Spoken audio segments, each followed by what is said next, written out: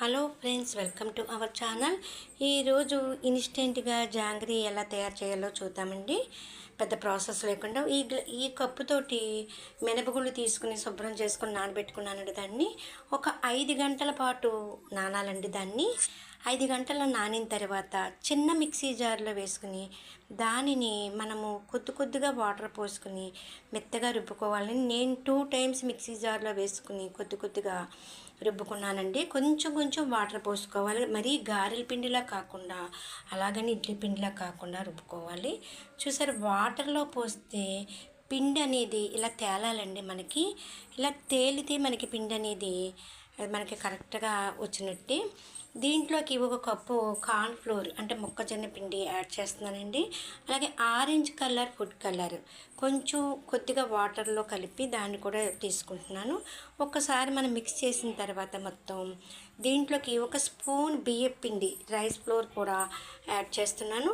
ఇంకొకసారి మనం మిక్స్ చేసి ఒక పాల ప్యాకెట్ తీసుకుని దాన్ని నేను పాల ప్యాకెట్ శుభ్రం చేసుకుని చిన్న హోల్ పెట్టుకుని ఇలా ట్రై చేశానండి జాంగ్రీలు. చూసారా, ఒక 3-4 అలా వేసుకున్నాను. వేరే పక్కన ప్యాన్ పెట్టుకుని ఏ కప్పు అయితే తీసుకున్నాం అదే కప్పుతో పంచదార, అదే కప్పుతో వాటర్ పోసుకుని నేను పాకానికి రెడీ చేస్తున్నానండి. మనకి ఇదిగో చూసారా, పాకం రెడీ అవుతూ ఉంది. దీంట్లోకి కొద్దిగా ఇందాక యాడ్ చేసిన food colour, orange colour food colour add చేశాను.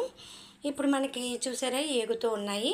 ఇది ఫుల్లో కాకుండా మరీ 1లో కాకుండా మీడియంలో పెట్టుకోవాలండి. మాడినా బాగోదు, ఇటు పచ్చిగా ఉన్నా బాగోదు. వేగాలి కాబట్టి కొద్దిగా మనము మీడియం ఫ్లేమ్లోనే పెట్టుకుని నెమ్మదిగా వేపుకోవాలి. నేనైతే 3-4 వేసుకుని నెమ్మదిగా వేపుకుంటున్నాను.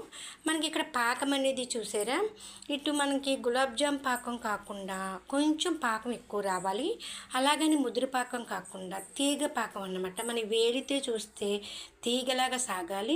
చూసారా, నాకైతే పాకం రెడీ అయిపోయింది. స్టవ్ కట్టేసాను.